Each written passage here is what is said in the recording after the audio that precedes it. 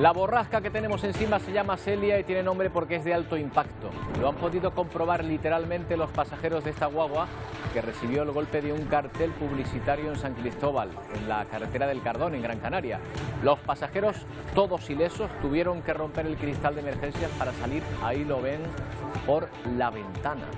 El fuerte viento ha dejado también una imagen muy curiosa en Las Teresitas, ahí la tienen, en la playa de Santa Cruz de Tenerife, donde ha arrasado con hamacas y contenedores, sepultando de arena la carretera de acceso, que además ha tenido que ser cerrada al tráfico. Todas las islas están en alerta por viento y fenómenos costeros.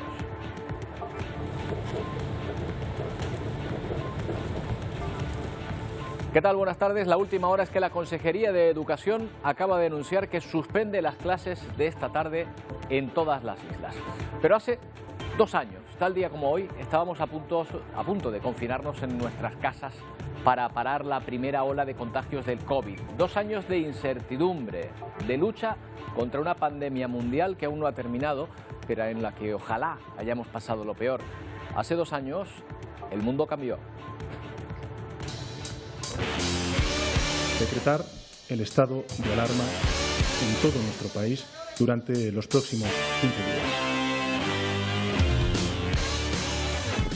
Porque muchas cosas ya no fueron lo mismo y porque aquella normalidad no ha vuelto del todo.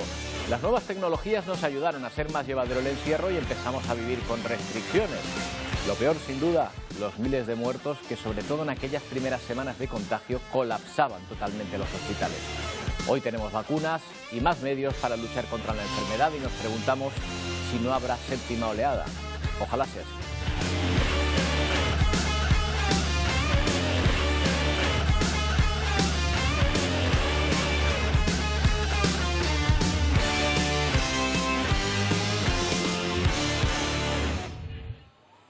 Y cuando empezamos a salir de ese túnel, la invasión de Rusia a Ucrania nos mete en otro más oscuro incluso, el de la guerra, que continúa con toda su crudeza en aquel país. A estas alturas hay 2 cosas claras: que si Putin quería una guerra rápida y con pocas bajas, está muy lejos de su planteamiento. Los muertos se cuentan por miles en ambos bandos y cada avance ruso supone unos costes enormes en vida y material. De hecho, según la diplomacia norteamericana, Rusia estaría pidiendo ayuda militar a China. La otra evidencia es el sufrimiento de los civiles que huyen por cientos de miles del país rumbo a la Unión Europea. Pero la actualidad nos trae de nuevo a las islas. El temporal de mar se ha llevado la vida de 5 personas este fin de semana. Una mujer en el Pozo de las Calcosas, en El Hierro, en Hermigua, en el Lago Mera, un hombre y una niña murieron ahogados al ser arrastrados por el mar, y en Bajamar, en Tenerife, se ha recuperado el cuerpo de un desaparecido que se bañaba en el charco de la Laja. La 5ª persona es una mujer extranjera que falleció cuando se bañaba en la costa de Pájara, en la isla de Fuerteventura. Ya ven que la borrasca está marcando este inicio de semana. En Las Palmas de Gran Canaria el viento provocó la caída de una valla publicitaria y parte de un muro sobre una guagua en San Cristóbal, en la carretera del Cardón.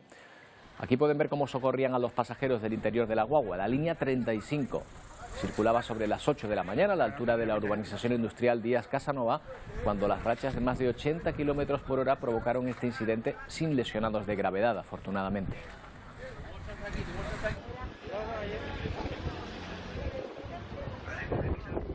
Estas imágenes son consecuencia de la borrasca que se formó ayer al suroeste peninsular y que va a afectar a las islas hoy y mañana, por lo menos. Durante la madrugada ya se hacía notar el fuerte viento en el norte de Gran Canaria, ¿verdad, Saila? ¿Qué tal? Buenas tardes. Buenas tardes, Roberto. Sí, anoche a muchos les costó conciliar el sueño. Se despertaron durante la madrugada por el ruido que causó las fuertes rachas de viento, como dices. Se espera además que el tiempo empeore en las próximas horas. Ahora mismo nos están empezando a caer algunas gotas aquí en Las Palmas de Gran Canaria. La Agencia Estatal de Meteorología tiene activos avisos que se extienden al resto de la provincia oriental, así que habrá que estar también muy pendientes a las posibles consecuencias que deje esta borrasca también en la isla de Lanzarote y Fuerteventura. Este viento ha venido acompañado de lluvia y de frío. Entre ayer y hoy ha sido notable el descenso de las temperaturas, aunque, como decimos, el claro protagonista es el viento. Por eso veíamos antes esas imágenes que el viento causaba ese derrumbe de parte de un muro y una valla publicitaria sobre una guagua. Por eso el Ayuntamiento de Las Palmas de Gran Canaria ha comunicado el cierre de todos los parques vallados y también ha suspendido todas las actividades al aire libre, tanto las públicas como las privadas, por esta alerta por viento y fenómeno costero. Gracias, Ayla. Ya les decimos que todas las islas están en alerta y está siendo una mañana además de frío, lluvia y muchos incidentes por el viento. Vamos a ver la situación en Tenerife. ¿Qué tal, Jorge?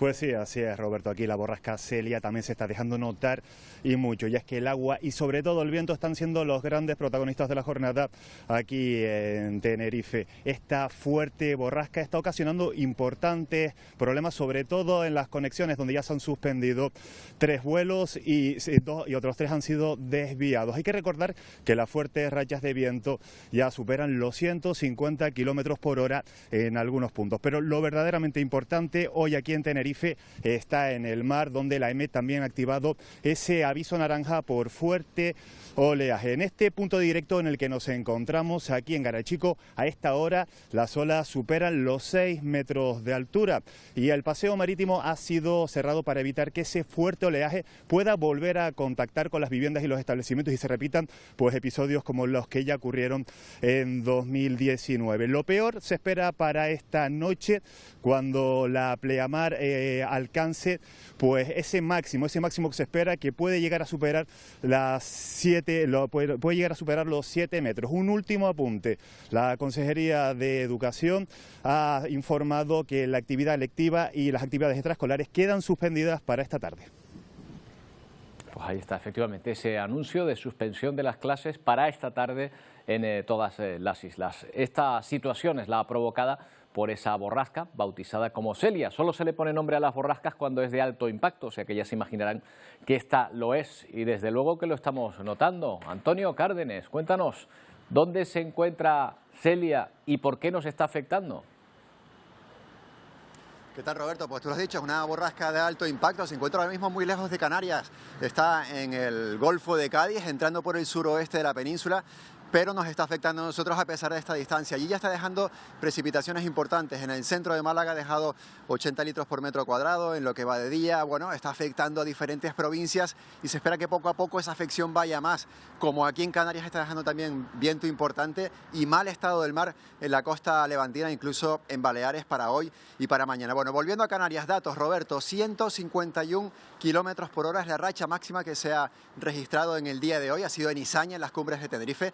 151 kilómetros por hora para una racha ya es mucho, no es habitual que ocurra esto, o sea que Celia está dejando datos importantes y también más de 100 kilómetros por hora de rachas en muchas islas. Otra racha importante, 143 kilómetros por hora en Malpaso, El Hierro y más de 120 kilómetros por hora en Alto de Igualero, en La Gomera. Por tanto, como decía, viento importante y una afección que aunque Celia no está aquí, nos está dejando importantes consecuencias como la que vimos antes que nos decían tanto Sheila como Jorge.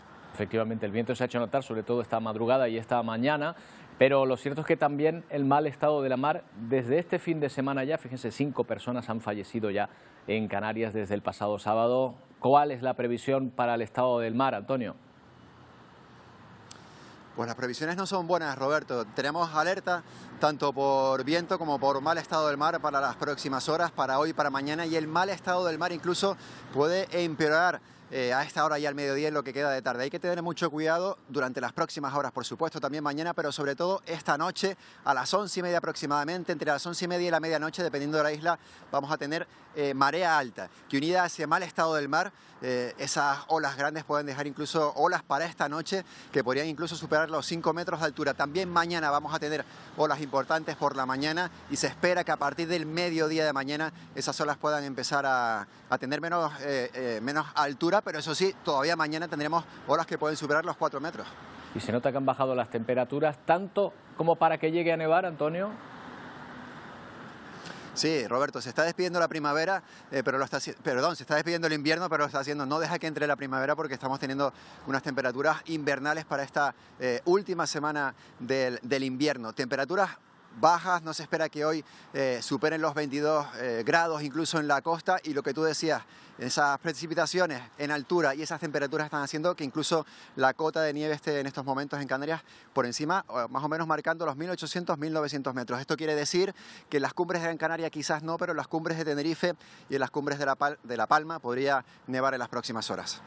Gracias, Antonio. Pues ahí está la previsión del tiempo de esta borrasca Celia que está afectando a las islas, que hoy es noticia hasta a esta hora. Enseguida nos asomaremos a otros puntos de las islas para ver cómo está afectando este fuerte viento y la mala mar. Antes miramos hacia Ucrania, donde siguen los ataques, los bombardeos, que no impiden que Rusia y Ucrania sigan dialogando, aunque con pocas esperanzas de un acuerdo. Hoy lo hacen por videoconferencia y no se conocen por el momento si hay algún resultado. Mientras siguen llegando imágenes de la guerra como estas, en las que ahí ven a un sacerdote bendiciendo a soldados y sus armas antes de entrar en combate.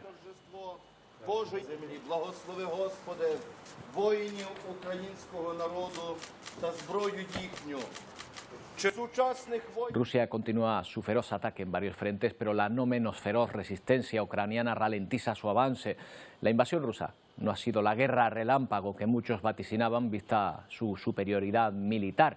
La cifra de muertos aumenta mientras las bombas rusas resuenan ya al borde de la frontera polaca.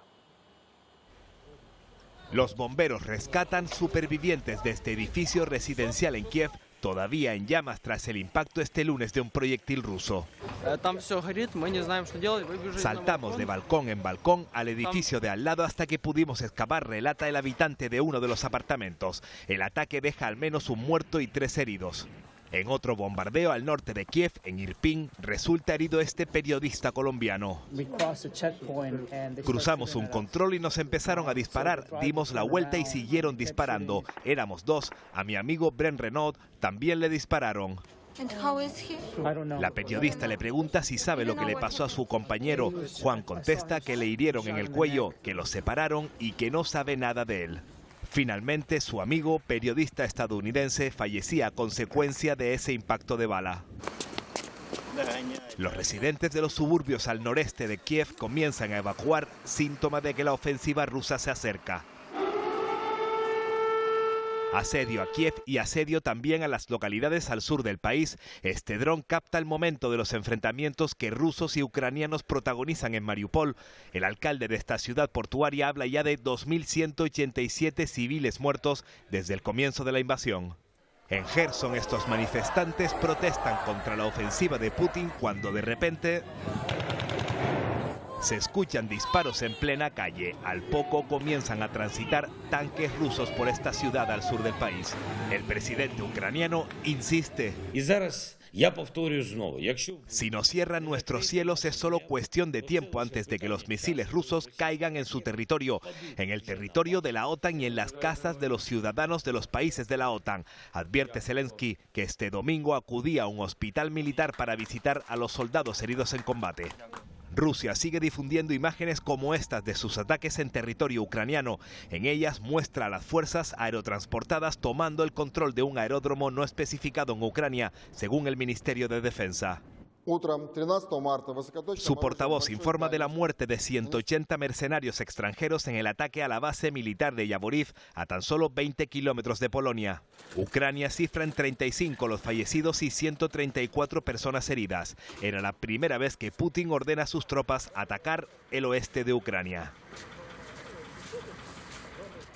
Bueno, y una deriva importante: el papel de China en esta guerra. Estados Unidos afirma que Putin pidió ayuda militar y económica a China el mismo día que comenzó la invasión de Ucrania. El gobierno chino lo niega y tacha esas afirmaciones de desinformación por parte de la administración Biden. Beijing aún no ha condenado el ataque a Rusia y nunca se refiere a esa ofensiva como una invasión. También ha instado una solución negociada del conflicto.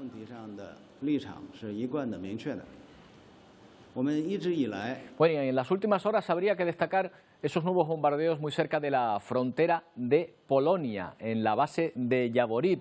cerca de Lviv. Sería justo ahí, apenas a una treintena de kilómetros de Polonia. Está, por lo tanto, muy cerca al territorio de la Unión Europea y de la OTAN. Y esto no es aislado.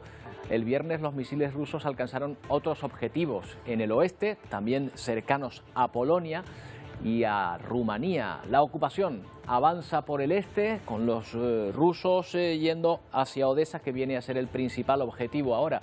Pero en ese avance de conflicto armado ha preocupado muchísimo lo que pueda ocurrir ahí. El bombardeo a varios edificios de la base de Yakoriv, en el este, que según Ucrania ha dejado 35 muertos y 180 personas. Según Rusia, que ha justificado ese ataque, argumenta que allí entrenaban mercenarios extranjeros y allí se almacenaban armas de otros países.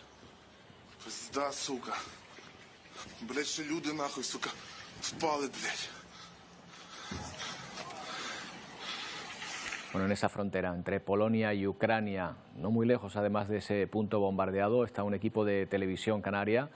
Michel Quintana, ¿qué tal? Buenas tardes. ¿Han podido escuchar, sentir de alguna manera esas explosiones? Hola, saludos, muy buenas tardes, Roberto. Pues cuando llegamos a el punto más próximo, uno de los puntos más próximos a esa base desde este lado, desde el lado polaco, lo que escuchábamos era las sirenas. Fuimos a los varios pueblos que hay fronterizos, habían elevado algo, se veía la presencia militar, pero sobre todo nos estuvimos hablando con sus vecinos que nos decían que sí, que desde las 5 de la mañana habían escuchado esa sirena y habían escuchado las bombas. Eso sí, nos sorprendía la tremenda calma que ellos mostraban, una tranquilidad absoluta, algo de nerviosismo, lógico. Has escuchado cerca de 30 misiles caer a menos de 30 kilómetros, escuchar las sirenas desde las 5 de la mañana y hay nervios, pero posiblemente el nivel de nerviosismo de cualquier otra población sería mucho más elevado comparado con ellos que lo vivían.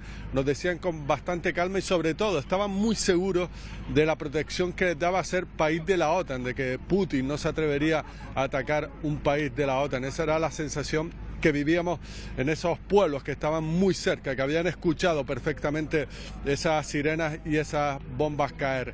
Mientras sigue, Roberto, esa crisis de refugiados, ya se eleva a 2,8 millones el número de personas que han huido de Ucrania y otros tantos los que están desplazándose por el interior del país. Nosotros hemos estado esta mañana en uno de los puestos fronterizos más pequeños que hay aquí, el de Boduchi.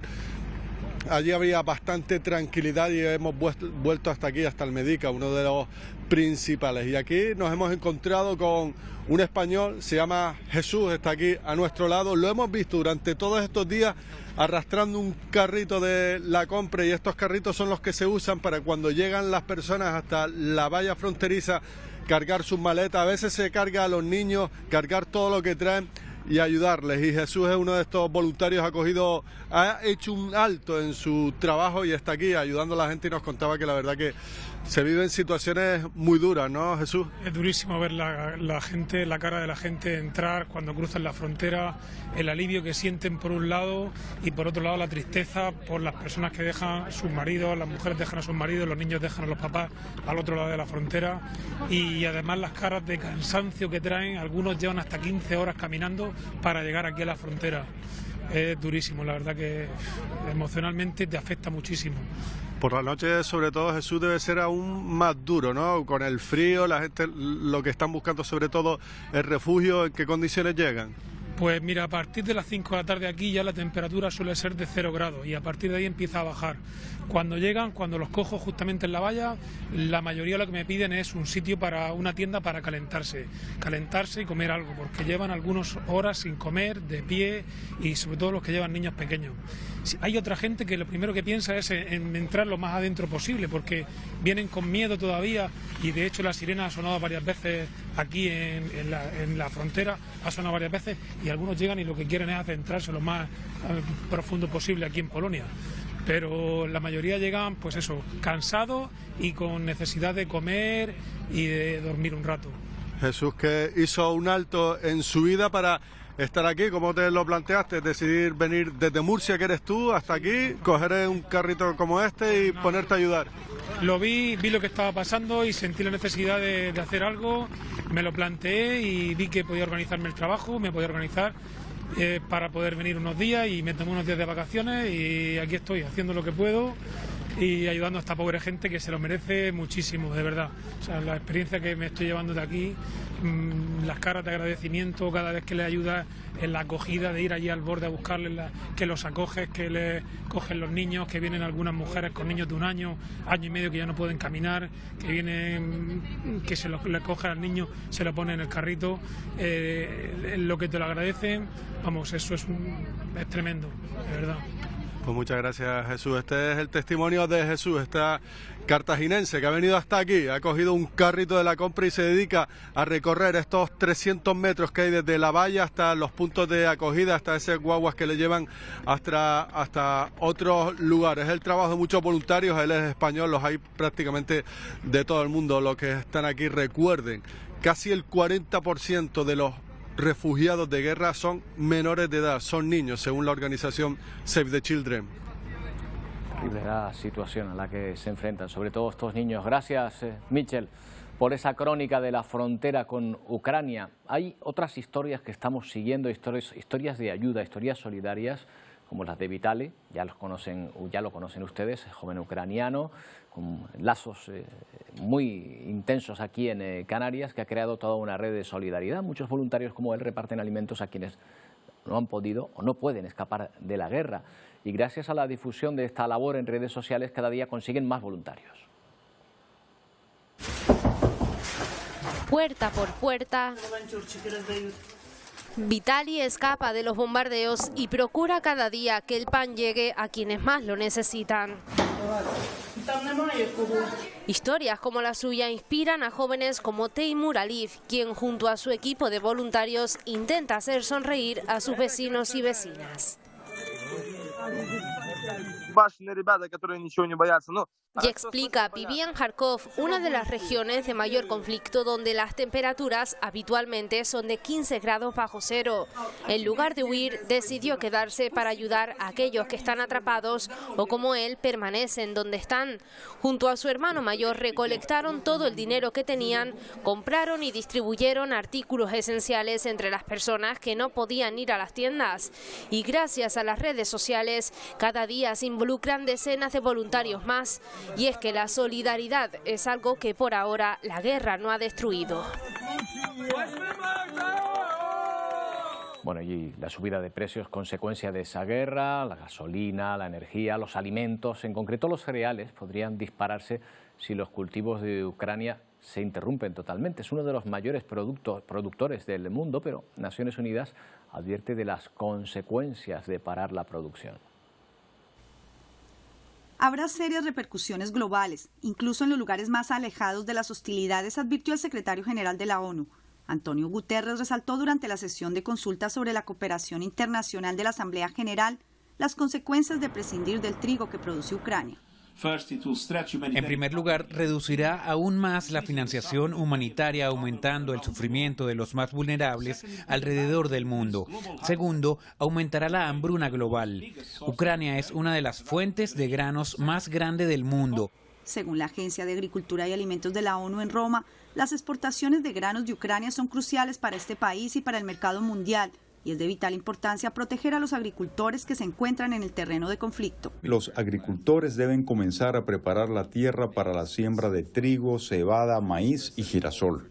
Además, proveer raciones de comida a los refugiados es ahora prioridad, en especial cuando las cifras de desplazados internos aumentaron a 1.9 millones y ya son 2.3 millones los refugiados que cruzaron las fronteras internacionales, según ACNUR. En su intervención, el secretario general también destacó la necesidad de actualizar los conceptos de gobernanza global de este organismo en pro de la paz y seguridad y con miras a la cumbre de cooperación internacional en septiembre de 2023. Ángela González, Voz de América, Naciones Unidas, Nueva York. ¿Y estarán afectando ya las sanciones a la economía rusa? Si nos llevamos por la bolsa, rotundamente sí. Lleva ya 3 semanas consecutivas sin abrir, nunca antes había estado tanto tiempo cerrada.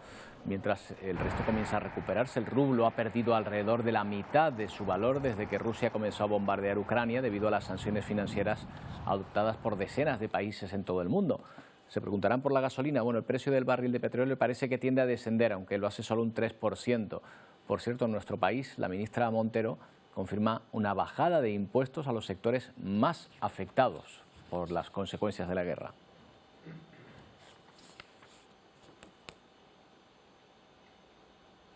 ¿Podemos mantener las sanciones con Rusia? ¿Le estarán afectando ya? ¿Hasta qué punto podemos reducir nuestra dependencia del gas y petróleo rusos? Vamos a hablar con un experto en mercados energéticos, profesor de la Universidad Pontificia de Comillas, José Luis Sancha. ¿Qué tal? Buenas tardes. Buenos días. Bueno, buenas tardes. Buenas tardes a esta hora, efectivamente. Pasa que el día pasa rápido, profesor, y se nos va echando encima. ¿De verdad, usted cree que es posible que la Unión Europea reduzca en 2/3 nada menos su dependencia del petróleo y gas ruso de aquí a final de año? Quizá lo importante no sea a dónde lleguemos, sino la actitud, ¿no? Y ya solo definir el mensaje y dar ese espaldarazo a esta ruptura con Rusia por la invasión de Ucrania, yo creo que es muy importante y va a tener efecto. Ya digo, es probable que no lleguemos a esos valores, ¿no? Pero yo confío mucho en la potencia de este mensaje. Claro, la cuestión es si podemos permitirnos esas sanciones aquí en Europa, porque van a tener un coste para nosotros también. Claro, para unos países más y otros países menos. Probablemente España no sea de los más perjudicados, gracias a que tenemos unas infraestructuras gasísticas muy importantes que permiten abastecernos de gas a través de metaneros y regasificar el gas, ¿no? Pero ya digo, lo importante, digamos, ahora mismo son los principios, ¿no? Y el gas se ha convertido en un arma de guerra y yo creo que es muy importante desactivarla.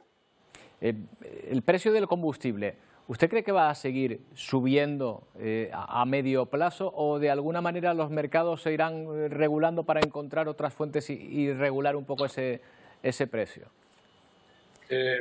Bueno, hay dos estrategias, ¿no? Primero, sustituir el gas por otras fuentes de energía, ¿no? Y la segunda es buscar caminos alternativos al gas, ¿no?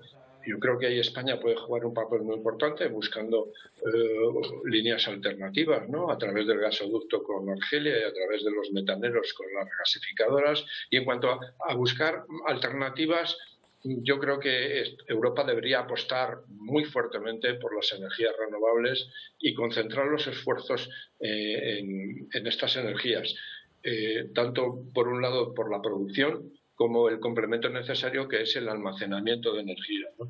Claro, pero ¿eso se puede hacer a corto plazo?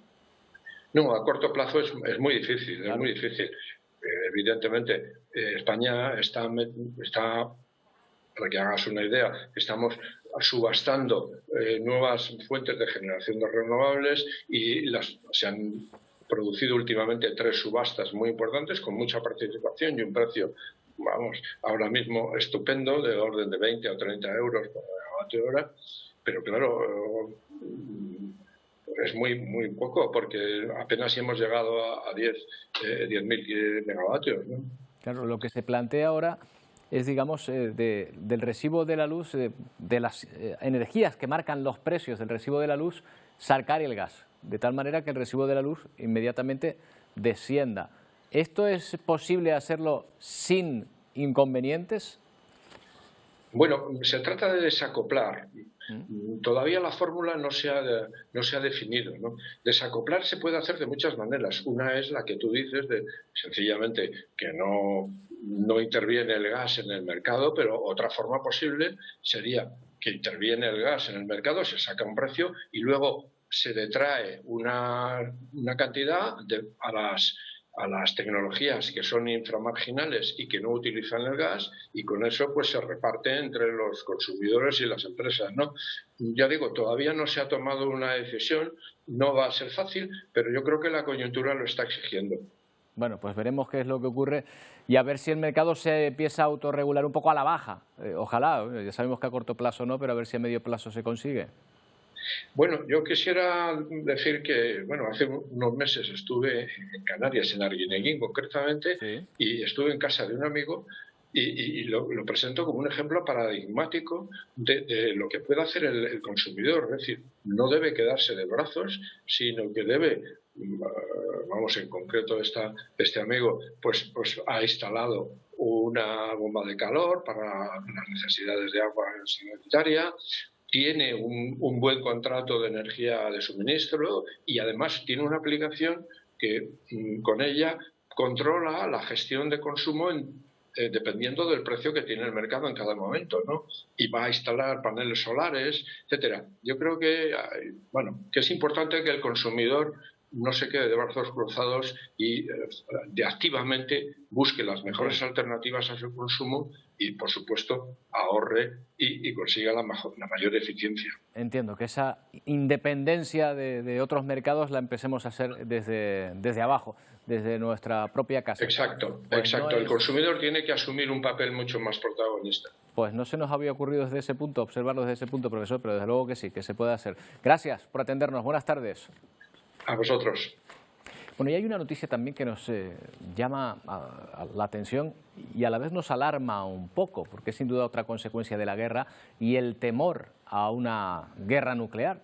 Se ha agotado el yodo en muchas farmacias del centro de Europa y además empieza a pedirse, curiosamente, en algunas farmacias también aquí en Canarias. Pero, ¿para qué sirve el yodo?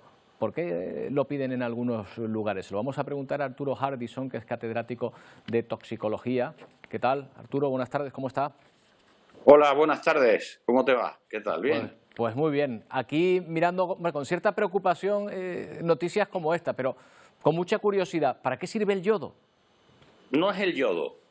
El yodo es una molécula de 2 átomos de yodo. Es el yoduro potásico, que es una sal, que lo único que haría es bloquear, en caso de una explosión nuclear o que haya un accidente de centrales nucleares, el ejemplo fue Chernóbil, ¿no?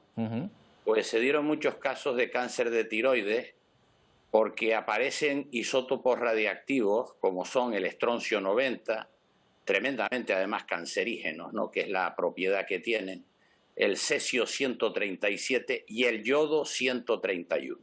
El yoduro potásico, la sal, no el yodo, porque el yodo es la tintura de yodo, que no tiene nada que ver y que además es tóxica y que tiene unas indicaciones farmacéuticas de otro tipo, ¿no? El yoduro lo que hará es impedir la entrada del yodo 131, es decir, de ese isótopo radiactivo al tiroides, ¿no? O sea, impide, digamos, que el tiroides absorba la radiación. También, las que están en la farmacia no sirven, porque es un yodo dosificado en microgramos y se necesitarían pastillas, o bueno, comprimidos o preparados, vamos, formas farmacéuticas que tendrían el orden de cantidades de miligramos. Y entonces la cantidad que hay hoy en los preparados de yodo de las farmacias, pues no sería la correcta. Lo que no podemos hacer es vivir en la paranoia, ¿no? Está claro. A lo mejor aquí en Canarias, bueno, pues dentro de todo lo que está pasando y la gravedad sería un poco absurdo, pero claro, a lo mejor resulta que en el centro de Europa tienen todavía recuerdos de lo que ocurrió, por ejemplo, en la central nuclear de Chernóbil, que generó, sí, ¿verdad?, que se extendiese una nube radiactiva y que ahí a lo mejor sí estuvo justificado, ¿no? Sí, vamos a ver, la justificación la tienen que dar los expertos en su momento. Y por el momento el botón nuclear no se ha activado y ojalá no ocurra eso, porque no es lo mismo un accidente de una central, que por cierto Chernóbil, tengo que decir que fue pues la prueba evidente de la descomposición de un imperio, pues de la misma manera que Fukushima es la ubicación mal hecha de donde se tiene que poner una central. Y eso ha hecho, por ejemplo, que mucha gente se ponga en contra de la energía nuclear, cuando en este momento vemos que puede ser una salida bastante airosa y limpia para el problema energético que tenemos. Bueno, pues ya pero no es lo mismo un accidente que una bomba atómica, vamos, hablando claro, ¿no? Desde luego que no, y como usted dice, no queremos entrar en ese momento, pues yo creo que el yodo es lo menos importante, ¿no? No queremos entrar en paranoia, pero que sí Dios ver nos coja que los efectos... si ocurre eso. No, por favor, que sí que estamos viendo que en algunos lugares está dando el miedo a tal manera que, por ejemplo, en el centro de Europa ya se está en algunas farmacias agotando este producto. Arturo, muchas gracias por habernos atendido. Buenas tardes. Nada, gracias a ustedes, ¿eh? Venga, gracias. Bueno, y mientras nos preguntamos por cómo nos afecta la guerra, sigue el éxodo de Ucrania, España asegura desconocer la cifra total de refugiados que ha venido a nuestro país, muchos ayudados por familias de acogida que les esperan en distintos puntos del territorio nacional. Otros cuentan con la ayuda de ONGs e instituciones públicas. Han logrado cruzar las fronteras de Ucrania y han podido llegar hasta nuestro país a través de diferentes vías. Hasta Valencia llegó este fin de semana la quinta guagua con 52 refugiados a bordo. La mayoría están vinculadas a familias valencianas que les esperaban a su llegada. Hemos estado 10 días en un búnker porque no se podía salir ni a la calle ni nada porque estaban bombeando.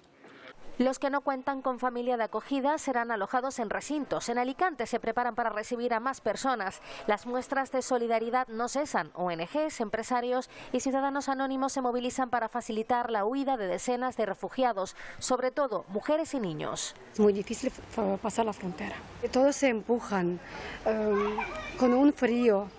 Tú tienes que pasar en las colas horas hasta llegar hasta la aduana y 17 kilómetros andando.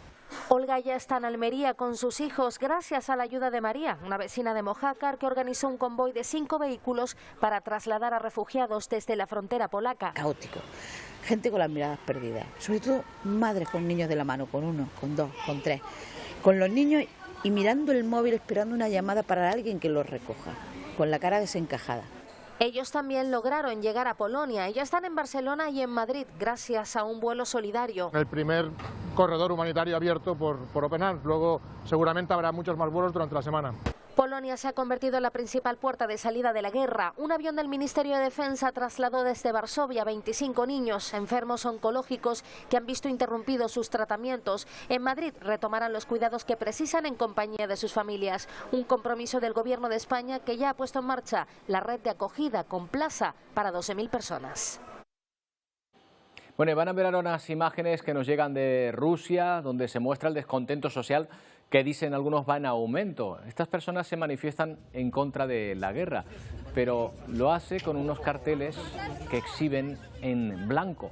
No hay nada escrito, ya saben que las manifestaciones están prohibidas y por eso lo hacen de esta manera, con un papel en blanco. No importa que no lleven nada escrito, los detienen de todas maneras. Así se ha detenido a miles de personas por protestar de esta manera silenciosa contra la guerra. En esta escena se escucha además a la gente pedirle la documentación y luego le dice la policía, bueno, de esta manera que todas las protestas, aunque sean de una sola persona, están prohibidas. Según algunas asociaciones rusas, desde que comenzó la guerra se ha detenido a casi 15.000 personas en el país.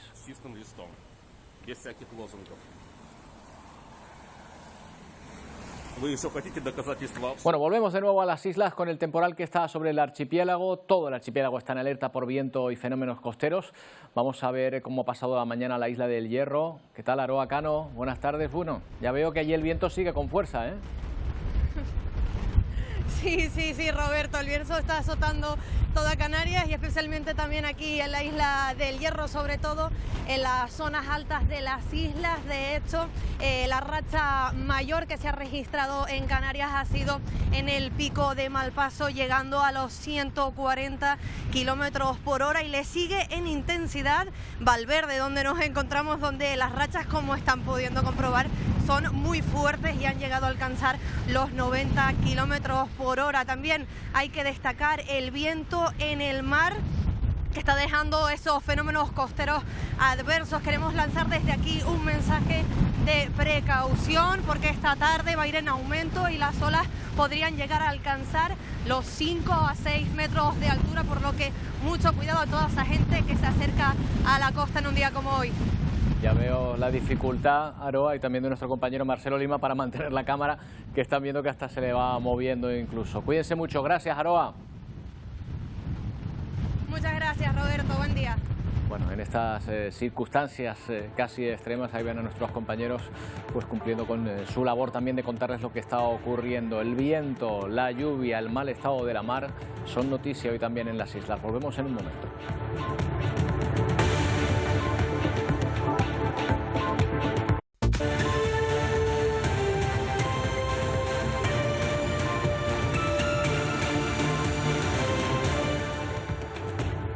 Bueno, pues estas son imágenes de un barco de Fred Olsen que ha realizado una de las travesías esta mañana entre islas y que se ha encontrado con un fenómeno costero evidentemente negativo. Este es el viaje de La Palma de hoy a La Palma de hoy desde Tenerife, y así es como han llegado desde la compañía Fred Olsen. Nos han dicho que se está operando con normalidad, aunque en estas situaciones es evidente que la navegación es mucho más incómoda.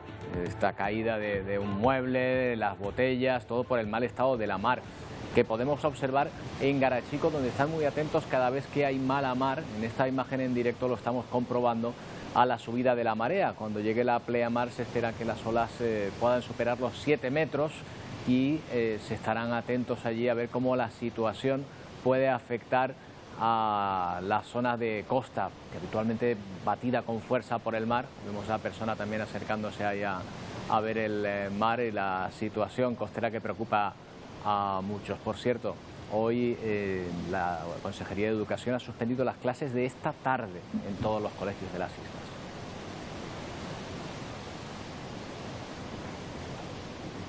Bueno, y además hoy, seguro que se acuerdan, se cumplen 2 años del comienzo del estado de alarma que nos llevó al confinamiento total. Ese encierro duró 42 días.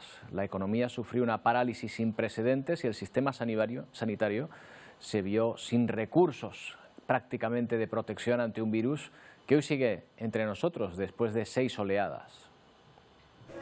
Era un 11 de marzo y la Organización Mundial de la Salud ya hablaba de pandemia global. Días y meses antes reinaban la incredulidad y la distancia de un virus que no tenía efectos mortales fuera de China, o eso creíamos. El presidente del gobierno anunciaba un confinamiento que se iniciaría 3 días después. Para decretar el estado de alarma en todo nuestro país, en toda España, durante los próximos 15 días. A partir de ahí, el mundo entero viviría un encierro obligatorio que iba a marcar, sin saberlo, 2 años de normas, temores y restricciones.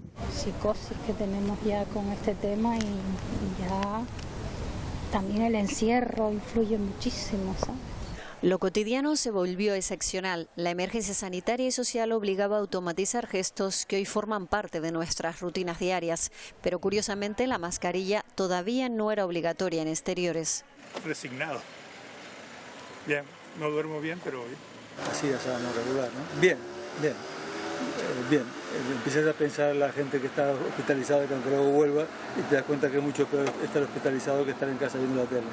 Calles desiertas, tiendas cerradas, compras ordenadas en los supermercados y clases a distancia, teletrabajo y aplausos cada tarde para romper la soledad y el silencio que reinaba en las calles. Saltamos de ola en ola hasta llegar a 6 y el color de los semáforos todavía sigue marcando nuestra forma de relacionarnos en sociedad. Tampoco hemos dejado ver aún nuestros rostros al completo. 450 millones de infectados y más de 6 millones de fallecidos. Solo en España más de 101.000. Hoy 14 de marzo y aunque parezca mentira, ya han pasado 2 años. Claro, esta situación obligó a cambiar totalmente muchas costumbres. En España, por ejemplo, nos hemos acostumbrado a adelantar el horario de las cenas, dando lugar a un nuevo término, el tardeo.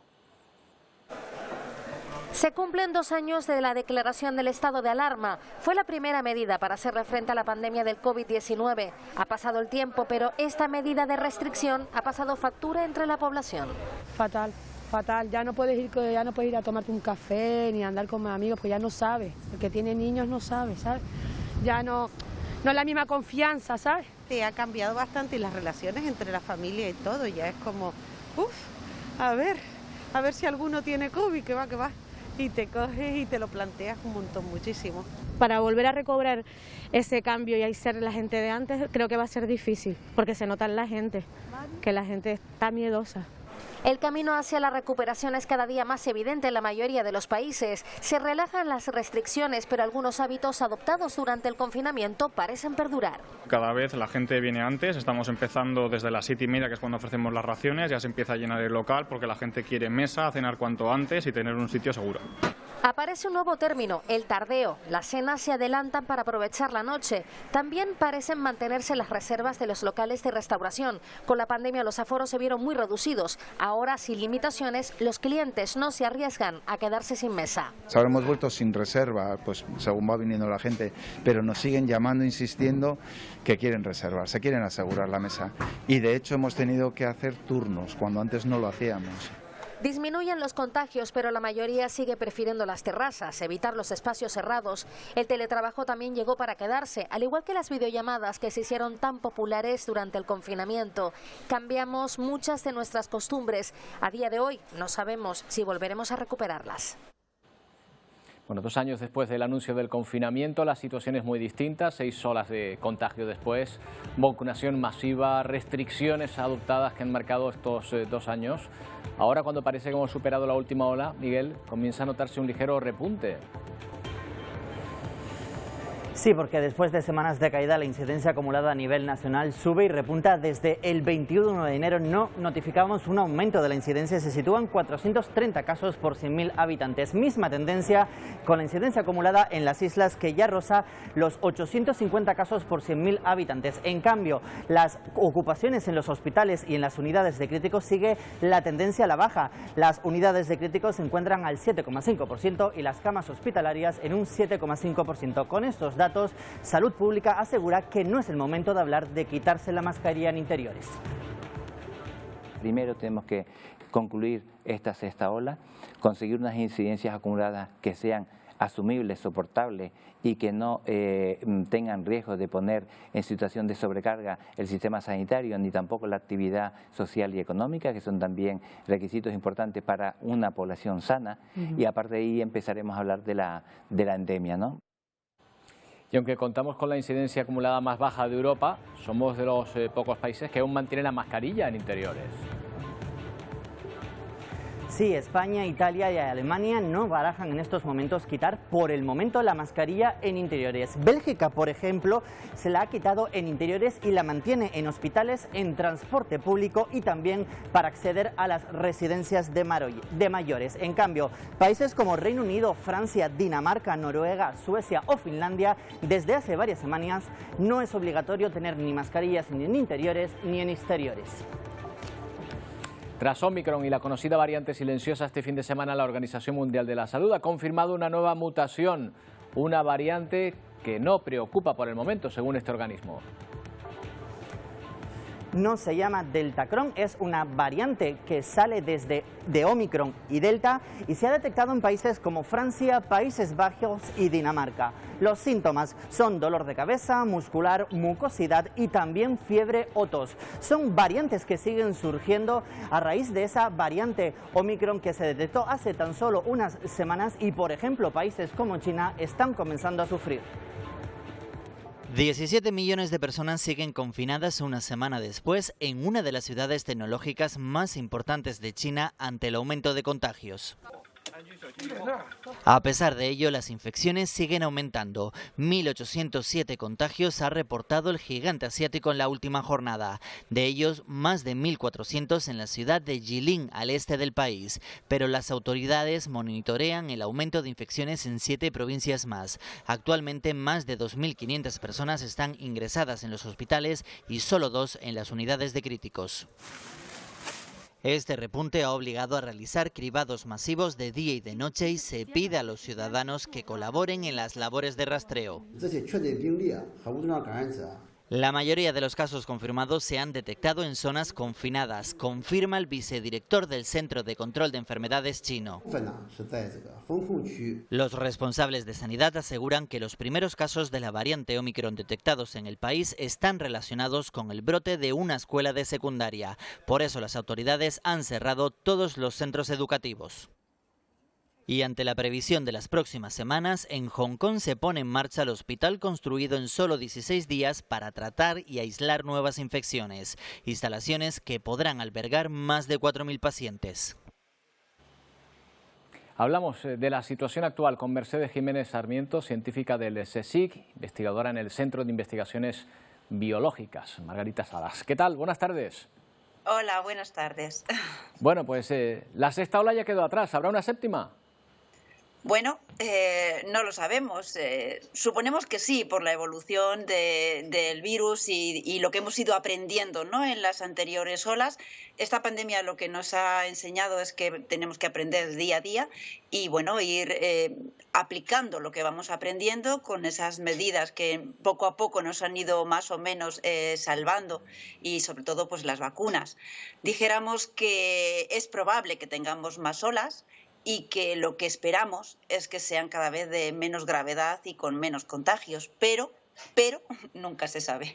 ¿Pero qué nos queda por hacer, Mercedes? Porque ya nos hemos vacunado casi todos, estamos usando la mascarilla en general, ¿no? Casi todo el mundo, manteniendo unas normas. ¿Qué más podemos hacer ya para acabar con esta pandemia? Bueno, seguir estudiando, porque la aparición, por ejemplo, de la variante Omicron hace escasamente unos meses, pues también dijéramos que descolocó un poco la situación, que ya se preveía que podía ser ya, bueno, pues las últimas olas mucho más suaves y con menos contagios y menos fallecimientos.